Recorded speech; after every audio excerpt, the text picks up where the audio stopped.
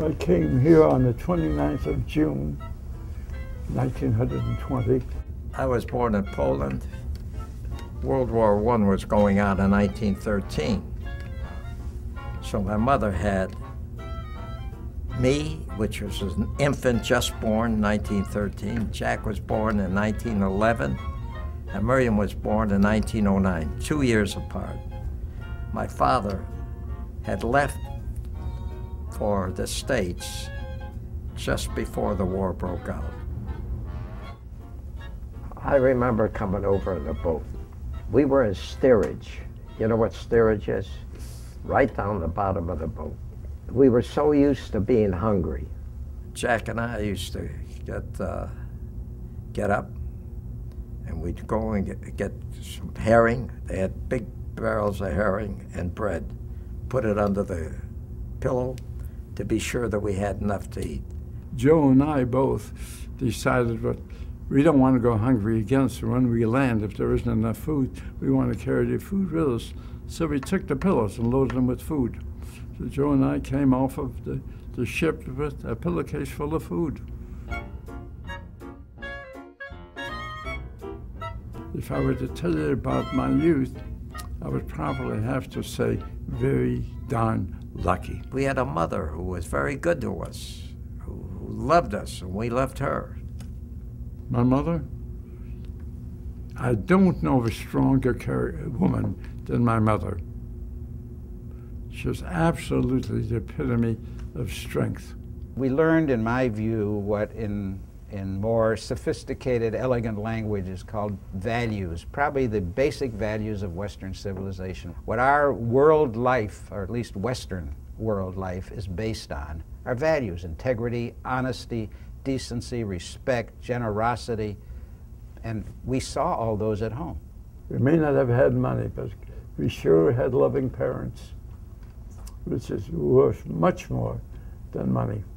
When you have three brothers get along the way we did, it had to come from the family.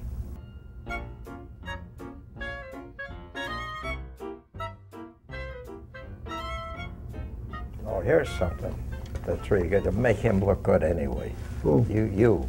Well, that would be difficult. I got a job with the Falstaff Soap Company as a demonstrator, going house to house, demonstrating. But I needed a car. So Jack had a convertible, a Chevrolet convertible. May have been 1901 or something. I don't know. What the hell was it, Jack?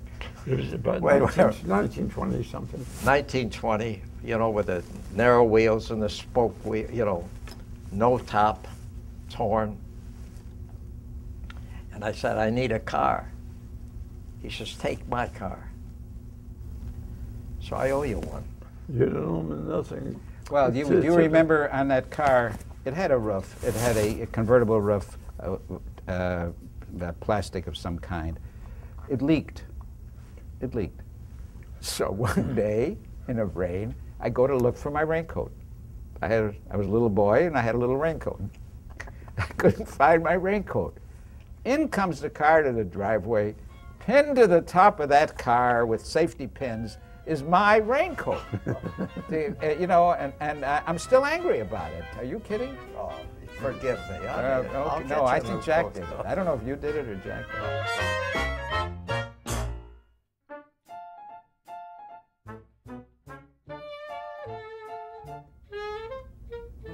I want to take you back to 1933.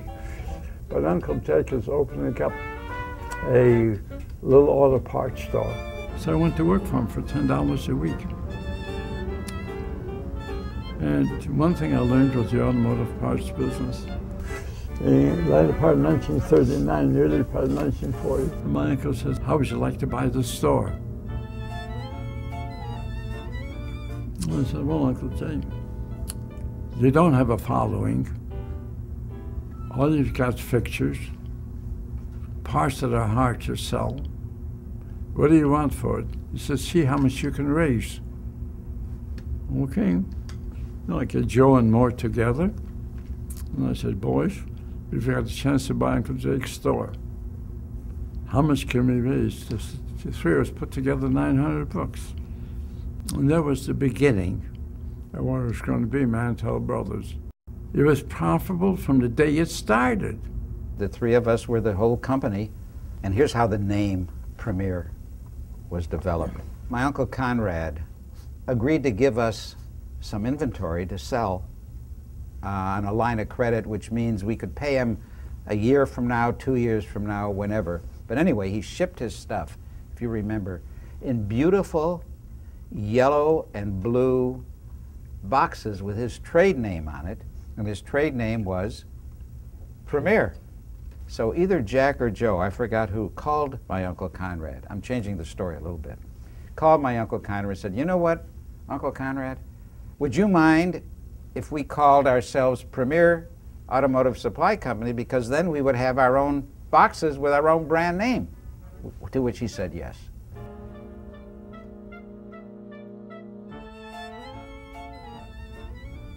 Actually, I did all the work, and these guys spent all the money. They took all the money. That's the macro title of our adventure together. In fact, we took made a lot of bold moves in our career, mainly sparked by Joe, almost all of whom worked. When you went into a car dealer or to a garage, he had bolts and nuts that were rusty and dirty and black. Well, we corrected that in the bolt business. We were the first ones to come out with a plated bolt that wouldn't rust. The thing we did was produce better products, more expensive, but a better product. We produced bolts and nuts that were the strongest bolts and nuts they could buy. There was nothing about the business that I didn't like. But there were some things I liked a hell of a lot more, okay? And to hire and train salesmen. Joe did the same thing, and Mort, who was probably the most organized mind of any person I'd ever met, fell into running the inside. We found that if you can provide parts, ideas, but say parts, to customers that they genuinely have trouble finding, that they will pay a fair price. So we learned basic philosophy. If you find a need and fill it, you have something that will lead to growth. The reason I think we did so well is because we have different skills. I think we have certain attributes in common, but I think we are really three very different people, and so we divided up running Premier based on our natural areas of interest. I tell you, the formula for success is to have two smart brothers. I got two smart brothers.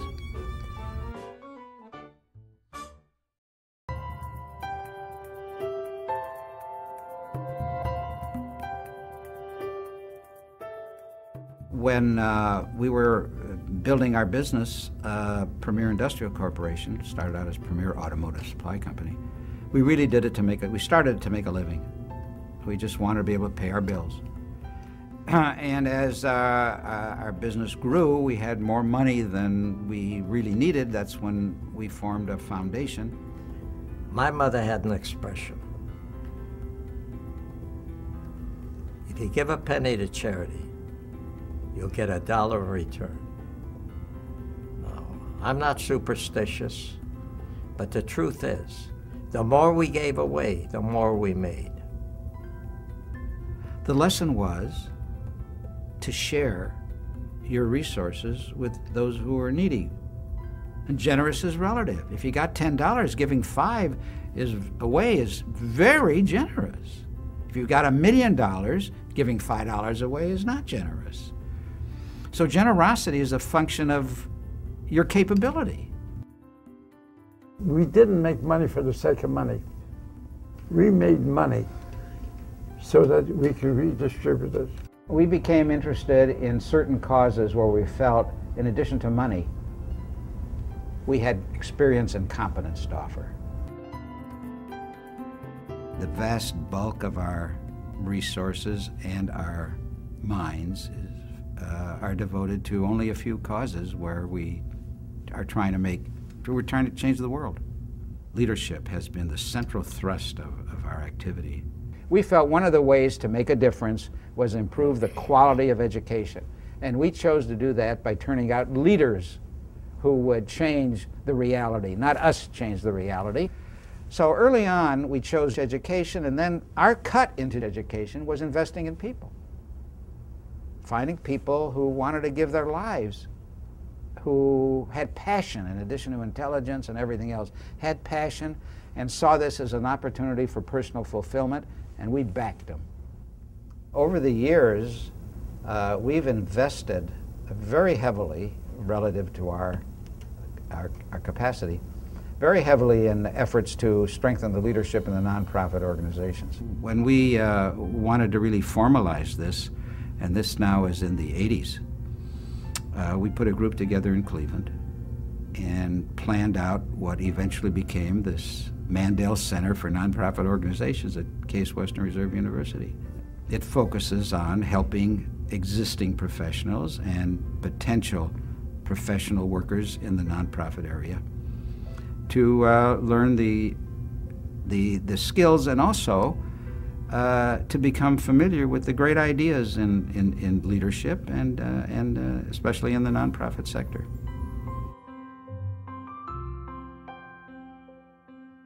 We're Jewish, and we're concerned about the viability and the health and the vigor of the Jewish community going forward.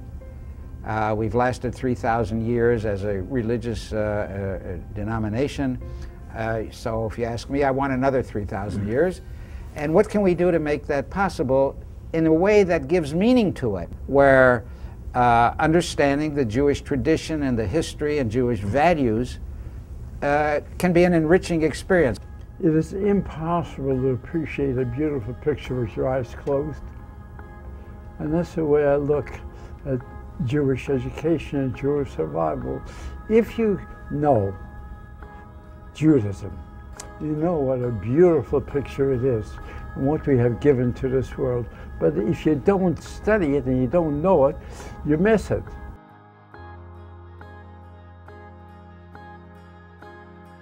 We see strengthening Israel, helping it be a stronger democratic state, more viable state, and a stronger democratic Jewish state as an important driver for us. So it's one of our major thrusts. Probably a third of our grant distribution goes to Israel.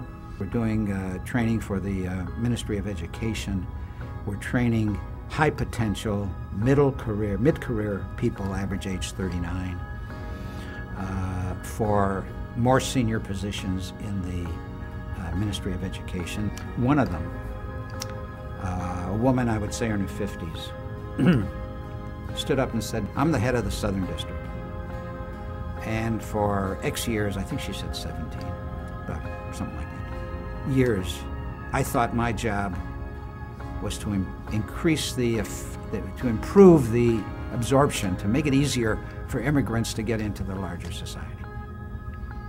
She says, after taking the Mandel course, which is what it came to be called, I realize I have a different job. I realize my job is to build a nation. And I know, I leaned over to this guy who was with me, and I said, it never has to get any better than this. But to have a dream and to believe that the dream can be realized, that's what we did for them.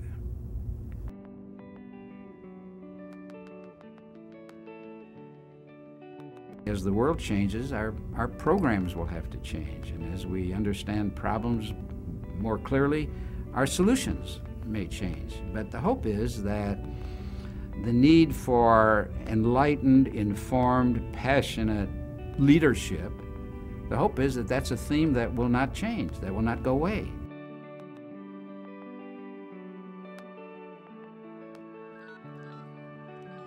I'm proud of what the foundation has been doing. To tell you that I'm happy that it's running very smooth, absolutely.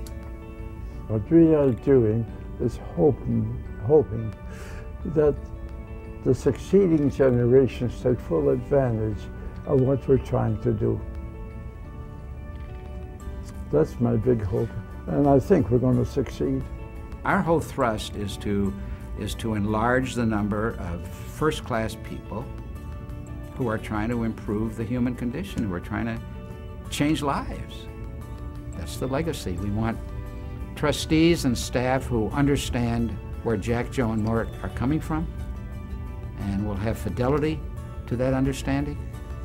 And we want a management team that is able to operate, execute at a high level of excellence, both in terms of our program and the management, so that we stay strong as a Mendel Foundation stays strong as an entity, as an institution. And we've got a good shot at it. In my view, we're in pretty good shape. In fact, we're in very good shape.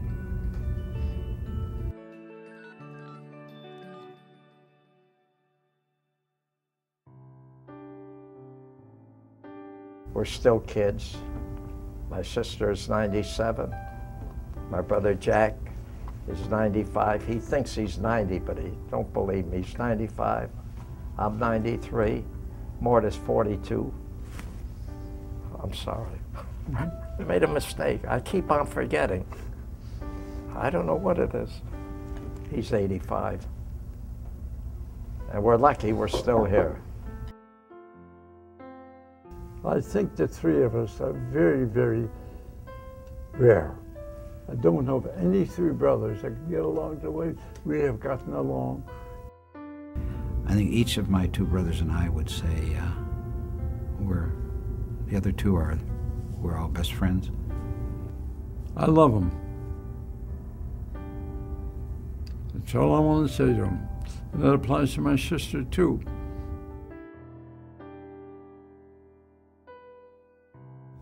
The legacy of Joe Mendel is what what I'm leaving behind. It's not money, it's family, and what good did I do with my money? That is my legacy. I didn't squander it. I didn't lose it. I hope that the money we've given away has helped the world, and is helping the world. I will not die unhappy.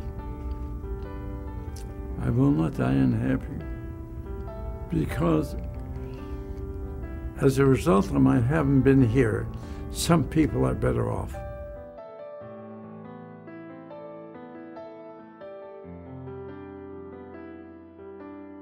The Mendel name, I hope, carries with it certain kinds of connotations. We care. We tried. We divided our assets among our own personal needs and needs of the world. My cup runneth over, in my view, not because of my bank account, but because how I feel about myself when I look in the mirror. That's why I say my cup runneth over.